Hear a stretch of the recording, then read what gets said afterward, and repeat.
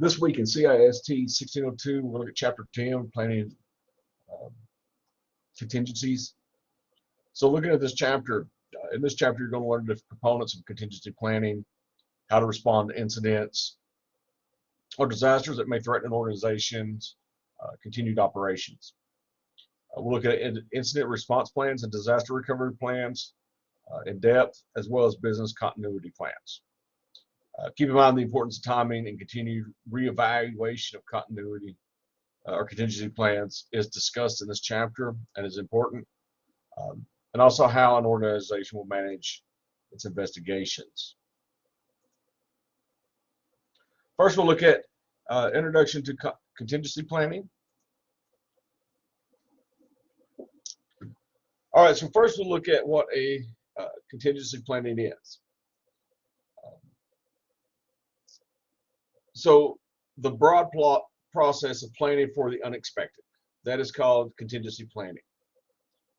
The primary components of this, its major components, are the business impact analysis, incident response planning, disaster recovery planning, and also the business continuity planning. So one thing with this, you're planning for unexpected events. This is typically going to involve general business management, information technology, and InfoSec management. It's important to have a plan in place that addresses how to identify, contain, and resolve an unexpected event. We're also going to look at some components of contingency planning. So the four major components of contingency planning are the business impact analysis, incident response plan, disaster recovery plan, and the business continuity plan. Business impact analysis, what this does is assuming all risk management controls have been bypassed. So essentially assuming that the worst has happened and then estimating the impact. An incident response plan, it's a plan designed to deal with the effects of an unexpected event. The incident response planning, when you're going through this, that involves the preparation for the unexpected event. Think of the incident response as the procedures that commence when an incident occurs. So we have an incident occur, how do we respond to it? That is our incident response. Our disaster recovery plan, that involves the preparations for recovery from a disaster, regardless of the cause of that disaster, whether it is natural disaster or man-made. So when that disaster is detected, the disaster recovery plan will be activated. You will have a disaster recovery response team. This is something that's actually implemented. They are to actually implement the disaster recovery plan in the event of the disaster. Business continuity plan, that ensures that critical business functions can continue if a disaster occurs. This plan is going to be managed by the organization CEO or COO. It's activated and executed at the same time that the disaster recovery plan is executed. So when this is activated when a disaster is a major long-term situation, requires more complex restoration of information and IT resources. The NIST CP methodology. So in this, the contingency planning management team, they begin developing a CP document, and the NIST recommends the following steps. You develop a CP policy statement. So you develop the contingency planning policy statement. You conduct the business impact analysis. You identify preventative controls. Develop recovery strategies. You develop an IT contingency plan. You make sure that you plan testing, training, and exercises, and then plan maintenance.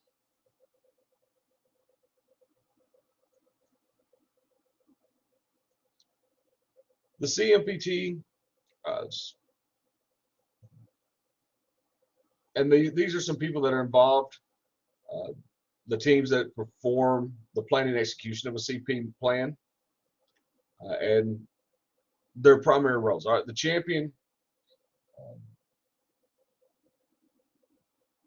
project manager, team manager. These are ones that the contingency planning management teams, they collect information about information systems and the threat they face. The team then conducts the business impact analysis and creates the contingency plans for the incident response, disaster recovery, and business continuity. The incident response team manages and executes the IR plan by detecting, evaluating, and responding to incidents. The disaster recovery team manages and executes the DR plan. Here they detect, evaluate, respond to disasters, and they're reestablishing operations at the primary business site. The business continuity team manages and executes the BC plan by setting up and starting off-site operations in the event of an incident or disaster. Next, we'll look at incident response. Incident response, that's the procedures that commence when an incident occurs. You also have an incident response plan. It's a plan designed to deal with the effects of an unexpected event. And to note that the incident response planning involves the preparations for an unexpected event.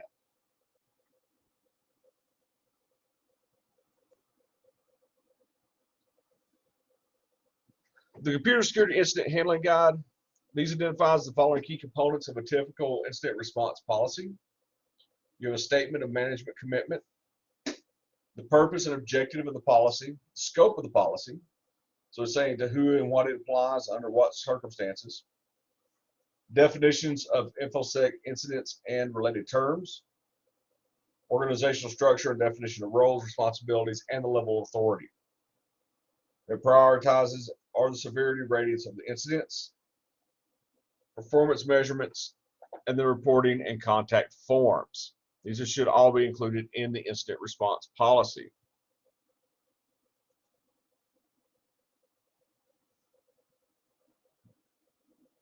The incident response plan, so when a threat becomes valid, a valid adverse event is classified as an InfoSec incident. If it is directed against information assets, has a realistic chance of success, and it threatens the confidentiality, integrity, or availability of information, resources, and assets. Now, keep in mind that the IR is a reactive measure. It's not a preventive one.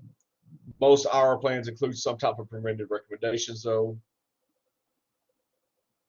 So, some of the criteria that you can use to determine whether an incident is occurring. So, once again, if the information assets of the target attack, if it has a chance of success, and if the attack threatens the confidentiality, integrity, or availability of the information, resources, and assets. So that's when you can tell that you can use that to determine whether an actual incident is occurring.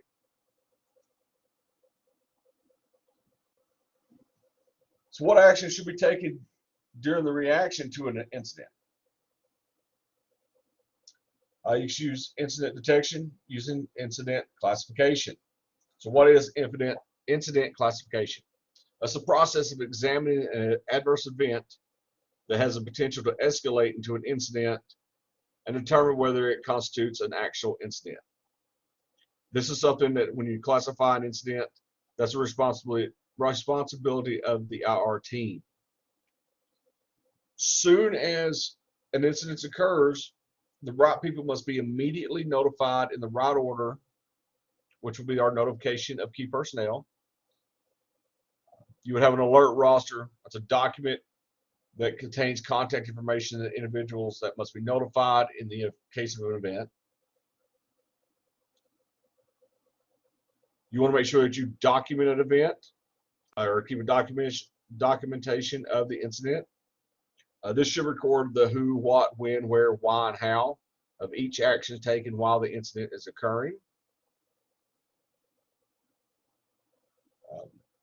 You want to put in then the implementation of required containment strategies.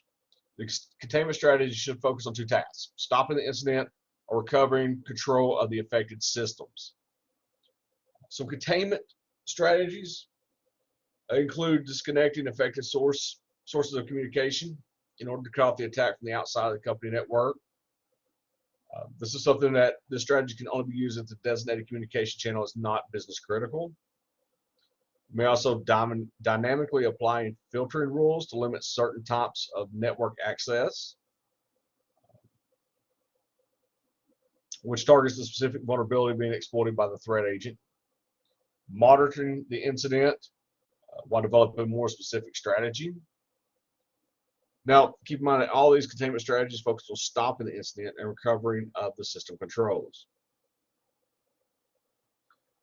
The next action is either escalation of the incident to a disaster or beginning the incident recovery process. So, if an incident increases in the scope or severity to the point that the IRP team can't adequately contain the incident, each organization is going to have to determine during the business impact analysis at what point does the impact become a disaster. They also must document when to involve outside responders, such as law enforcement. When you start with the incident recovery process, first you need to identify the vulnerabilities that allow the incident to occur and spread and resolve them.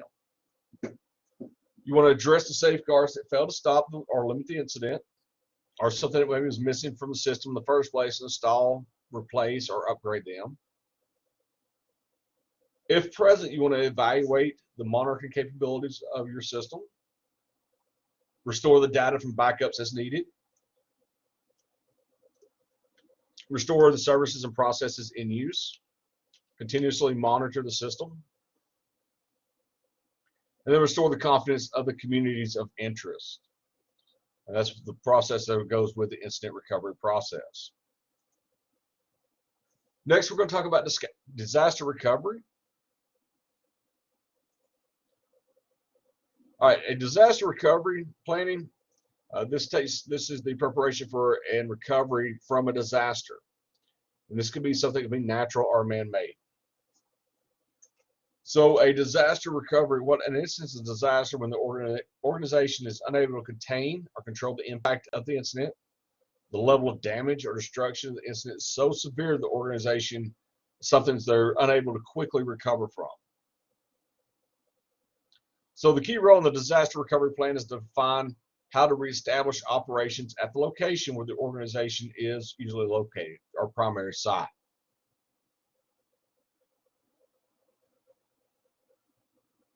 Now, a disaster recovery plan, it covers the preparations for a disaster and how to recover from it.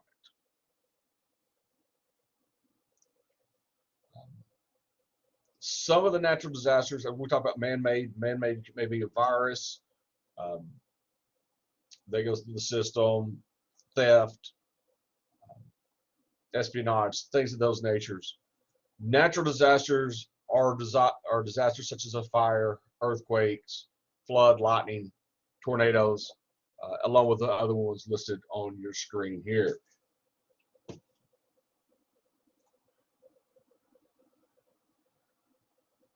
When you're planning to recover, you want to use a scenario development and impact analysis. They're used to categorize the level of threat to each potential disaster. When you're starting the planning process, are you generating a disaster recovery scenario? Keep in mind that your most important asset is the people. That's the human resource considerations, the employees. That's your most important part of your disaster recovery scenario. It's also a good idea to have cross-training of employees in this situation to ensure quick restoration of an organization.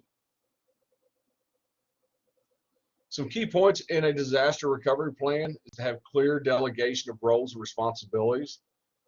People need to know who's in charge of what and what are they responsible for having done.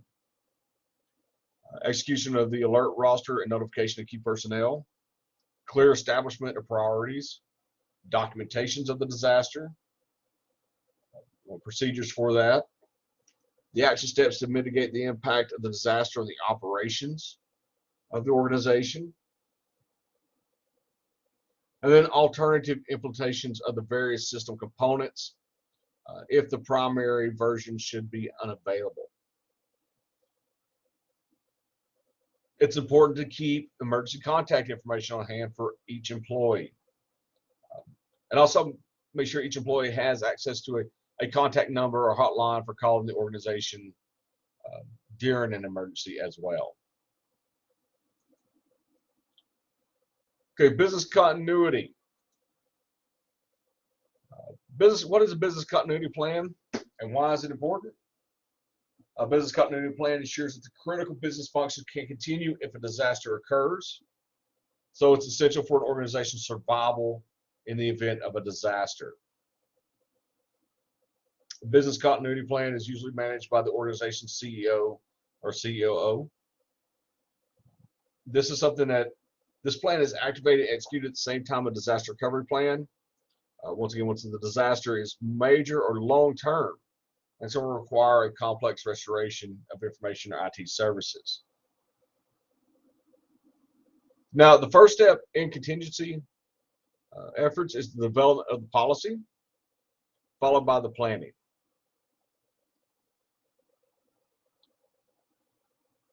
The NIST approach for contingency planning to make a viable business continuity planning program is form the BC team, develop the BC planning policy statement, review the business impact analysis, identify preventive controls, create relocation strategies, develop the business continuity planning or plan, ensure the plan by testing, training, and exercises, and ensure the plan maintenance as well.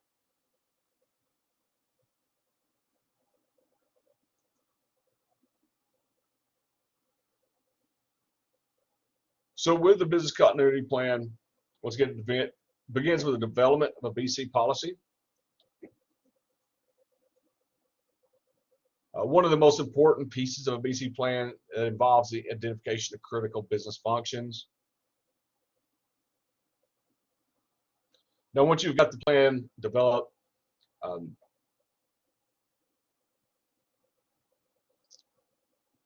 one of the most, there's an important testing of the offsite facility. This is something you want to test regularly. Maybe even look for better alternative offsite locations as you're going through the testing. The reason why a continuity plan should be tested and rehearsed in this is because an untested plan is not a usable plan. So without the testing and rehearsal, the quality of that plan and its ability to accomplish its objectives of shorten the recovery time is unknown. So you want to make sure that one of your key objectives is to remove as many unknown factors as possible. And you do this through your testing, through your exercises. So the testing can also help you see hidden flaws in the plan. That's something that you can then take steps to repair those plans before it's actually needed. Now, there are some continuity strategies we can talk about. Usually, though, the biggest issue in this is the cost. So a couple of these are exclusive use options: hot site, warm site, cold site.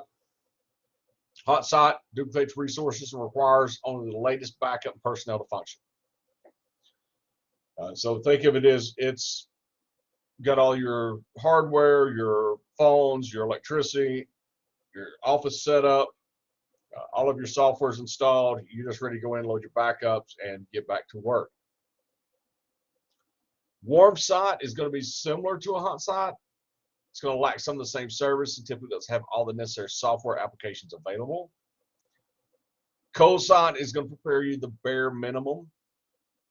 So without the computer hardware, maybe just be an empty building. So you got the empty room, you have the heating and cooling, electrical services, those type things. You need to move in your computers, load the software, load in the database and everything. Some three of the shared use options here are the timeshares. These operate in conjunction with a business partner or organization. The advantages is the cost, disadvantages is the total amount of hardware required. Service bureaus provide services for a fee. These are something that's usually going to be under a contractual agreement. And then mutual agreements. They're typically a contract between two organizations, which the organizations agree to assist each other in the event of a disaster. And then you can have also specialized options such as a rolling mobile SOP or externally stored resources that are pre-positioned. Next, we'll discuss crisis management. Crisis management can be described as the action steps that affect people inside and outside of an organization that are taken during and after a disaster. Now, some organization plans for crisis management, they are a completely separate process. Some of these have them set up as part as the disaster recovery plan.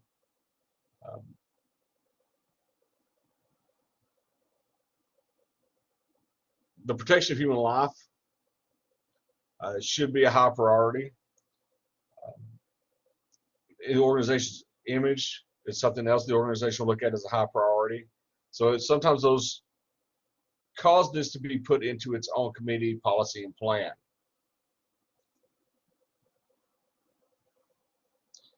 All right, so some roles for a crisis management team will be supporting personnel and their loved ones during a crisis, keeping the public informed about an event and the actions that's been taken, and also communicating with major customers, suppliers, partners, regulatory agencies, industry organizations, the media, and other interested parties. So this is all things that the crisis management team is responsible for and their roles.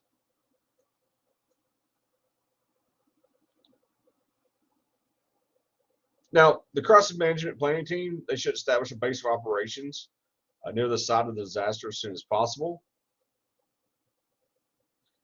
And they're going to be charged with three primary responsibilities: verifying personnel status, activating the alert roster, and coordinating with emergency services. And this team, the CMPT team, they should include individuals from all functions of the organization, from all different departments, to make sure that the departments can communicate and work together. Now, the resumption of business. So the DR, BC plans, they can also be combined into a single document, and it's going to be known as the Business Resumption Plan, the BRP. Now, this is something that should be separate from the Incident Response Plan. So because those two plans, the DR, BC plans, are going to be so closely related, they can be combined into one. Now, in this case, this plan must be able to support the reestablishment operations at two different locations. So one of them at a alternate site that you can open up immediately, and then one back at the primary site when everything is cleared up with the disaster. You also want to make sure that you test your contingency plans. There are a couple different things we can look at to test our plans. So once again, keep in mind that very few plans are going to be executed as they were initially written. So once you test the plan, you're going to find new vulnerabilities, new faults, new issues with the plan, and so you'll have to go back through and update the plan and work out the kinks in your plan. A couple ways we do this is a desk check.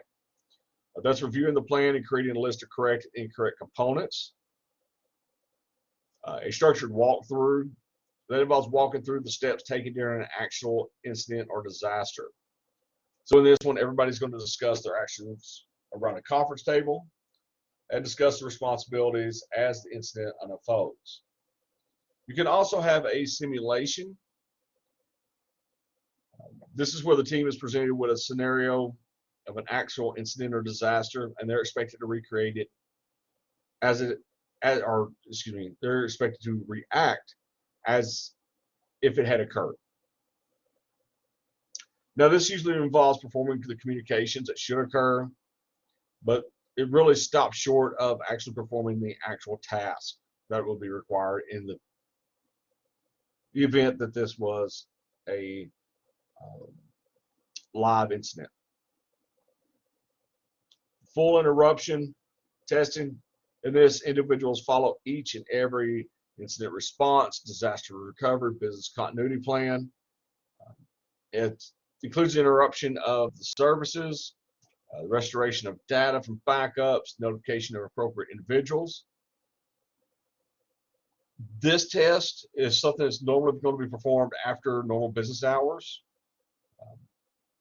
so that you do not really disrupt the business function or even simulate the disruption of business functions.